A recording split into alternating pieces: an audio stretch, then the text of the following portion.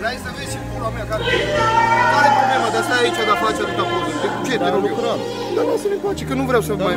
Dar nu vă deranjează nimeni. Dar de ce stai tu aici? De ce vreau să știu? Pentru că e o nuntă de-a voastră, nu? Lasă-ne, dom'le, mai plecați.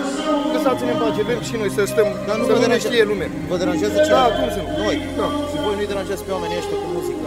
Da, te rog frumos, noi nu-i deranjăm pe oamenii ăștia, noi venim o dată la an. Să moară toți oamenii ăștia. De ce să moară? Noi venim o dată la an, stăm Eu plec, dar eu cred că suntem timișoreni, nu? Dar te rog eu frumos, gata, destul.